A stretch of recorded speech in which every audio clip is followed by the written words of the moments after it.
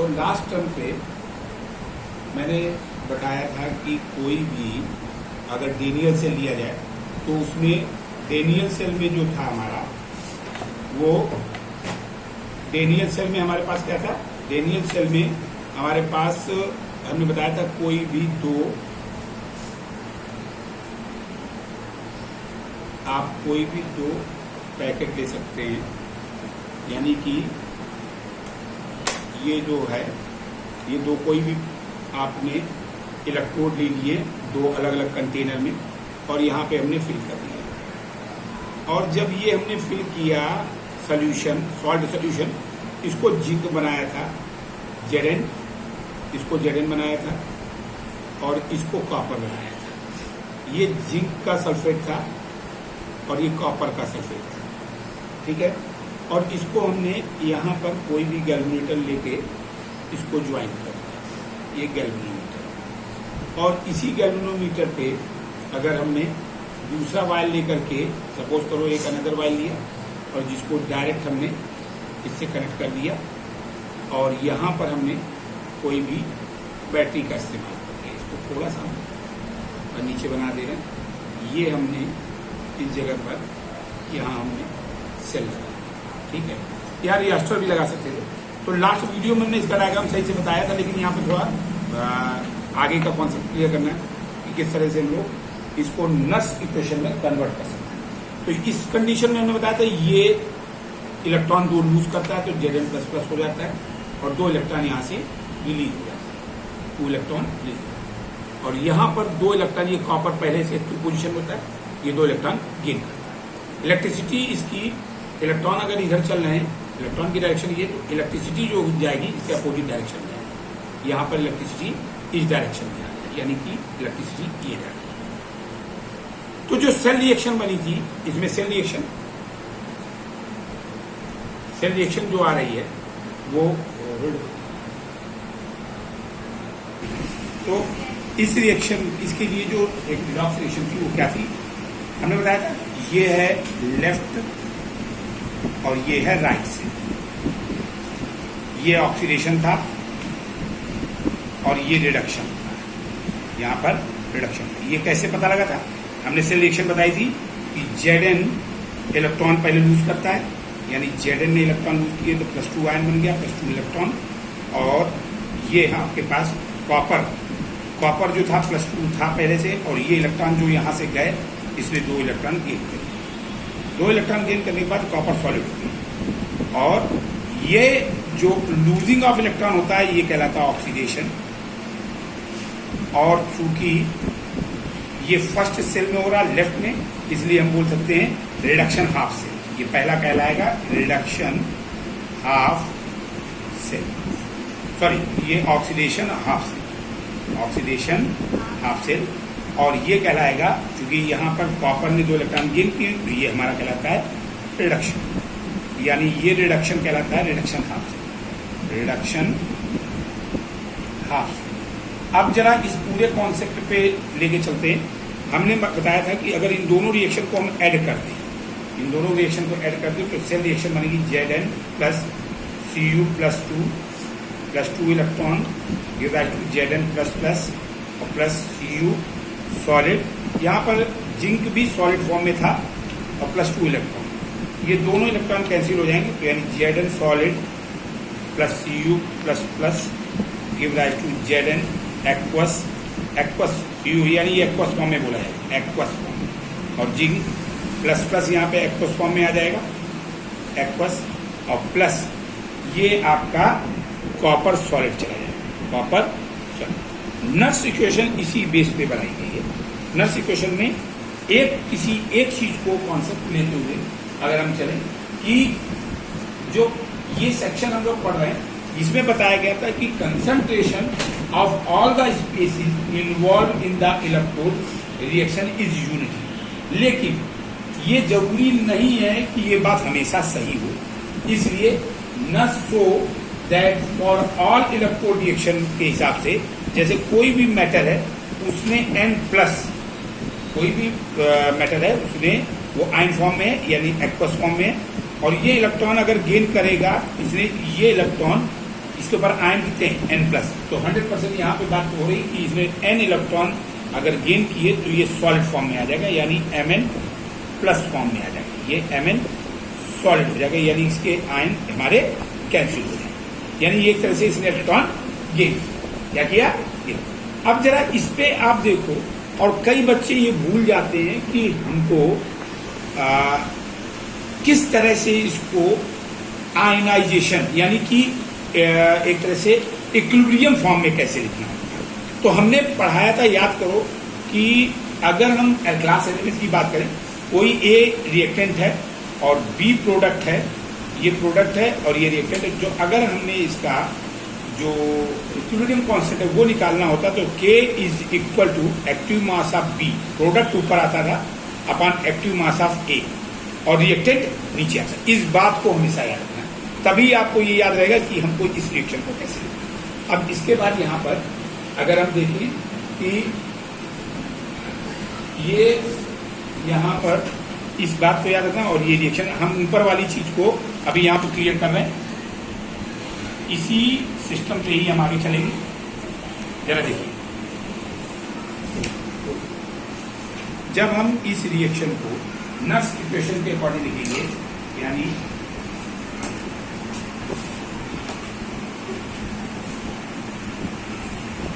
Nernst equation, ये इसके according लिखेंगे तो रूल के हिसाब से जो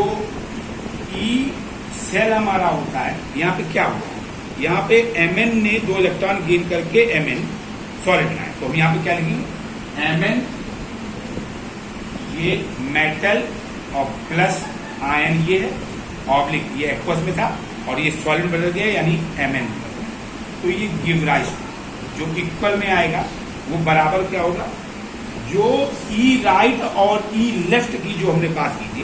उसके अकॉर्डिंग अगर हम ई सेल जो चलते हैं स्टैंडर्ड इलेक्ट्रोड सेल, तो किसी भी एक हाफ सेल की बात नहीं कर रहे हैं, वो ई स्टैंडर्ड में ये साइन आपको इस्तेमाल करना, ये स्टैंडर्ड इलेक्ट्रोड पोटेंशियल का साइन, ये हमारा जो होता है ई सेल होता है, यानी कि इलेक्ट्रोड पोटेंशियल ऑफ सेल, ये standard electrode potential of cell, ठीक है। ई नॉट के ऊपर माइनस ऐसे साइन लगा देंगे, यानी आयन फॉर्म में दिखा रहा है, और ये तरीका लिखने का तरीका है Mn Mn plus ion oblique M, ये आगे माइनस। अब इस तरह से जो हम लिखेंगे यहाँ पर, उसको ध्यान देना, यहाँ पर जो हमारा आएगा लॉग की स्पेसिस में आएगा, यानी हम लिखेंगे RT upon NF into log of. अब लॉग ऑफ में क्या, प्रोडक्ट अपॉन रिएक्टेंट, तो प्रोडक्ट में यहाँ पे देखते हैं प्रोडक्ट हमारा Mn सॉलिड था, यहाँ लिखेंगे active mass of Mn solid और upon active mass of M solid और active mass of N plus ion, ये हमारा इस तरह। यहाँ पर भी ध्यान रखना, ये M N यहाँ पे हमने आयन बता दिया। अब जरा ये देखो, ये पूरा रिएक्शन जो इक्वेशन बन रहा है वो इक्वेशन इस तरह से हम लोग को लर्न रखना कि ई सेल बराबर standard electrode potential of the cell minus RT, जहां पर R है Rydberg constant, T temperature standard temperature होगा, एंड नंबर ऑफ आयन, ये M जो है वो नंबर ऑफ आयन जो होगी जितने भी ये गेन करेगा वो M की वैल्यू पड़ेगी, और F फैराडे कांस्टेंट होता है, और log M metal upon active mass of metal upon aqueous condition of metal active mass of metal, ये एक्वस। अब ध्यान रखो, कोई भी मेटल अगर हो और अगर उसका कंसंट्रेशन लेना हो जब सॉलिड फॉर्म में हो, तो वो कंसंट्रेशन को 1 मानते हैं, यानी उसका कंसंट्रेशन कुछ नहीं होता, यानी ये इक्वेशन बदल करके हमारी आ जाएगी E Mn Mn plus oblique M metal है, give rise to E standard electrode of M N plus oblique M minus RT upon NS, और ये आ गया लॉग। और यहाँ पर हमने बोला कोई भी सॉलिड जो होता है सॉलिड फॉर्म में जब भी होगा तो उसका कंसंट्रेशन 1 ले लिया जाएगा, यानी ई को नेग्लेक्ट करके 1 कर देंगे, और नीचे का आयन फॉर्म में लिखेंगे M N प्लस आयन जो भी है। इस बात को अब इसी तरीके से हम अगर कोई दूसरी बात समझना चाहते हैं तो दूसरी बात का मतलब अब इसी के इक्वेशन, इसी बात में हम इक्वेशन निकालेंगे। कैसे? ये जो है इसी पे न्यूमेरिकल है, इसलिए ध्यान रखना इस इक्वेशन पे भी न्यूमेरिकल चलेंगे और दोनों की ऑक्सीडेशन और रिडक्शन मिला करके भी जो इक्वेशन बनेगी उसके ऊपर भी न्यूमेरिकल चलेंगे। यानी दोनों के कॉन्सेप्ट, बेसिक कॉन्सेप्ट ही आपको न्यूमेरिकल में हेल्प करेंगे। अब दूसरी बात, अगर इसी तरीके से हमने देखा कि आर की वैल्यू, वेपर कांस्टेंट की वैल्यू, आर की वैल्यू अगर आपने 8.314 जूल पर केल्विन पर मोल डाल दी और जो स्टैंडर्ड टेम्परेचर यहाँ पे फैराडे की वैल्यू जो है 96,487 कूलाम पर मोल डाल दी जाए और टेम्परेचर हमारा केल्विन में रखा जाए, वो भी स्टैंडर्ड रखा जाए, तो ये पूरे को कैलकुलेट जब हम करते तो ये वैल्यू हमारी निकल के आई थी E0 M anion upon metal minus, और इसको जब सॉल्व करेंगे पूरी वैल्यू डालकर टेम्परेचर और फैराडे कांस्टेंट और नंबर ऑफ, तो ये वैल्यू n को आप ऐसे ही रखेंगे फैराडे n को, इसलिए क्योंकि ये आयन है, जितने भी वो आयन गेन करेगा या लूज करेगा मेटल, तो यहाँ पर ये n की वैल्यू वही डालिए। इसको आप पूरे को सॉल्व करेंगे तो ये 0.059 upon n log of 1 upon active mass of m n plus ion के फॉर्म में कन्वर्ट होकर के आपको, तो ये वैल्यू आपको ये याद रखनी है, ये कैलकुलेट करके ये आती है n नंबर ऑफ आयन है जो भी आपके पास आएगी। बात समझ हो गई? यहां पर तो ये जो हमने यहां पर बताया सबको En metal ion plus upon metal solid, ये इलेक्ट्रोड पोटेंशियल ऑफ सेल बताया है, किसी हाफ सेल की बात की, एक सेल की, यानी ये हाफ सेल की बात हमने की है, हाफ सेल की, चाहे वो राइट सेल हो और चाहे लेफ्ट सेल हो। इस कॉन्सेप्ट में आप इसको अच्छे से ध्यान रखो कि ये इक्वेशन की जरूरत हमको अभी आगे पढ़नी। अब हम इसी बेस पे जो सबसे पहला वीडियो हमने इसका बनाया था इलेक्ट्रोकेमिस्ट्री का, उसमें जो इक्वेशन अभी लिख के शुरुआत में बताई थी उसको हम यूज करेंगे, यानी कॉपर और जिंक का जो हमने इलेक्ट्रोड बना के इक्वेशन बताई थी अभी शुरुआत वीडियो में, उसका इस्तेमाल करके इसको हम प्रूव करेंगे किस तरह से ये इक्वेशन चल रही है। तो यानी ये ऊपर वाला पोर्शन जो है उसको हमने साफ कर दिया। इस इक्वेशन को आप याद रखोगे और यहाँ पर पहले हम इक्वेशन लिख रहे हैं। इक्वेशन आपके पास थी Zn plus Zn 2 electron lose करता है, कॉपर +2 कंडीशन होता है, Zn आयन हो जाता है और ये एक्वस में आ जाता है और प्लस कॉपर सॉलिड में पड़ता है, यानी यहाँ पर ये जिंक सॉलिड है और ये एक्वस कंडीशन। अब इसी इक्वेशन को हम इस तरह के फॉर्म में इसी इक्वेशन में लिखना चाहते हैं, तो कैसे लिखेंगे? पहले हम एक हाफ सेल की बात कर रहे हैं, यानी कि हम लेफ्ट सेल की बात कर रहे हैं, इसकी बात कर रहे हैं, लेफ्ट सेल की बात कर रहे हैं। E जो आएगा नॉट, ये आएगा Cu प्लस प्लस सॉलिड और Cu, तो give rise to standard electrode, यानी equal to standard electrode of copper, ये ऐसे करके, और ये Cu plus plus oblique Cu और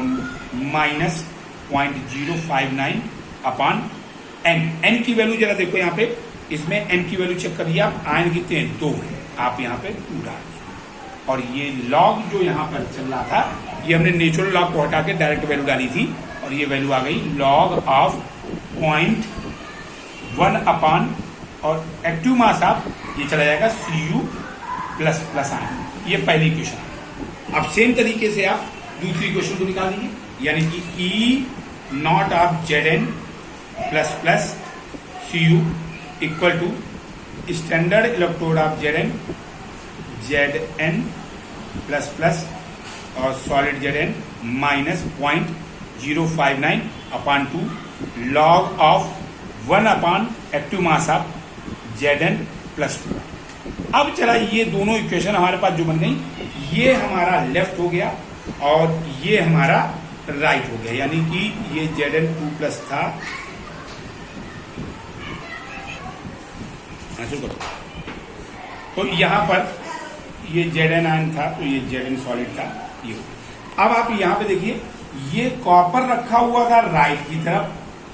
ये राइट में था और ये हमारा लेफ्ट में था,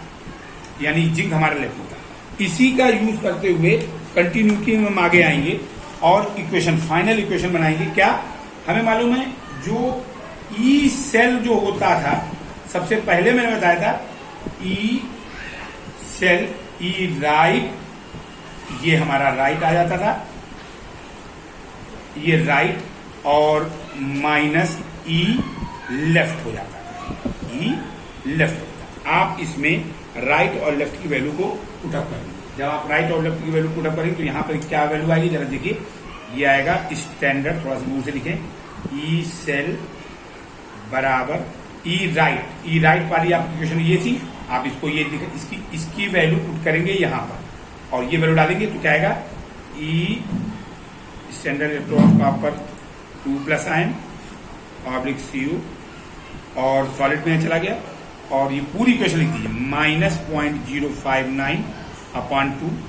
log of active mass of 1 upon active mass of Cu plus 2 ion,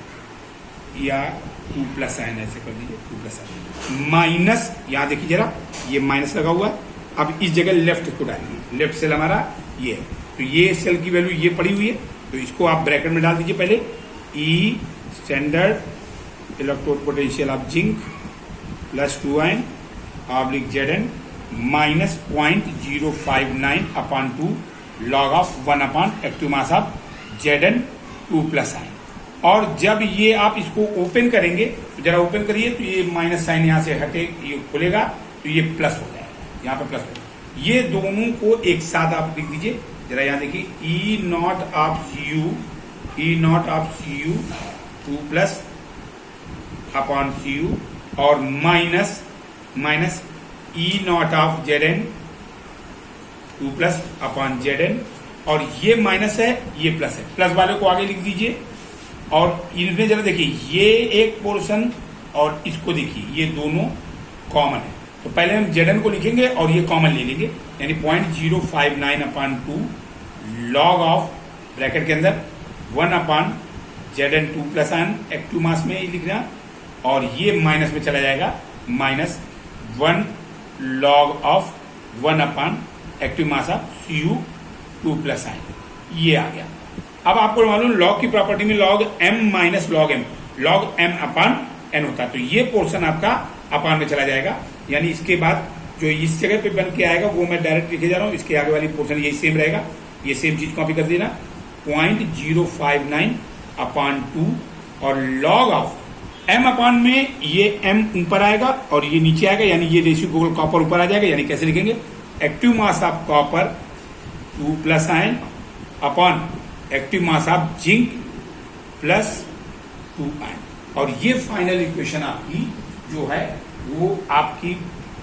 minus, मैंने यहाँ पे प्लस ले रखा है, आप देखना सोल्यूशन में माइनस लगा होगा, अगर हम माइनस कॉमन ले लेते तो ये चीज हमारी ऊपर आ जाती, लेकिन हमने प्लस को रखा है, इसलिए कॉपर ऊपर आएगा और जिंक नीचे आएगा। अगर बुक से आप मैच करेंगे तो बुक में माइनस कॉमन लेकर के यहाँ पे किया है, आप माइनस अगर कॉमन लेते हैं पूरे में, अगर आप माइनस कॉमन लेते हैं तो डेफिनेटली ये माइनस का हो जाता, और यहां पर ये माइनस का हो जाएगा और ये प्लस का हो जाएगा। उस केस में अगर आप यहां पे माइनस लेके चलेंगे तो Cu की जगह Zn आ जाएगा और Zn की जगह Cu आ जाएगा, यानी आप किसी भी तरीके, दोनों तरीके, कोई भी इक्वेशन को आप लगा सकते हैं। जब आप प्लस लेंगे बाहर तो आपको ऊपर कॉपर रखना पड़ेगा, और अगर माइनस लेते हैं तो आपको जिंक ऊपर रखना पड़ेगा और कॉपर नीचे। ये फाइनल इक्वेशन आ गई, लेकिन यहां पर ये नीचे जो वैल्यू आपको दिख रही है वो आपकी n, यानी कि नंबर ऑफ इलेक्ट्रॉन है जो रिलीज हुए या गेन किए हुए। दूसरी बात, सेकंड बात आपको और ध्यान देनी, जरा ऊपर आप देखना, ये वैल्यू आपके पास जो न्यूमरेटर में आ रही है वो आ रही है active mass of zinc, active mass. Equation पे आइए, इक्वेशन में अगर हम इक्विलिब्रियम पे ध्यान देते तो इक्विलिब्रियम में प्रोडक्ट अपॉन रिएक्टेंट होता है। तो जरा देखिए, प्रोडक्ट ऊपर होता है, प्रोडक्ट ऊपर है, रिएक्टेंट नीचे, रिएक्टेंट नीचे। जिंक का कंसंट्रेशन 1 मान दिया, यानी नेग्लिजिबल है, ये खत्म कर दिया है सॉलिड का, और यहाँ कॉपर का भी खत्म कर दिया है सॉलिड का, यानी आपके पास बचेगा Zn 2+ आयन अपॉन कॉपर +1। यानी याद रखने के लिए कि आपको सबसे अच्छा तरीका प्रोडक्ट अपन रिएक्टिव चलेगा, और वो भी जो एक्वस फॉर्म होगा, ये आपकी नेक्स्ट इक्वेशन हो गई। और इस तरह से आपको इसी में न्यूमेरिकल की वैल्यू पुट अप करके डालनी। क्लियर है बच्चों?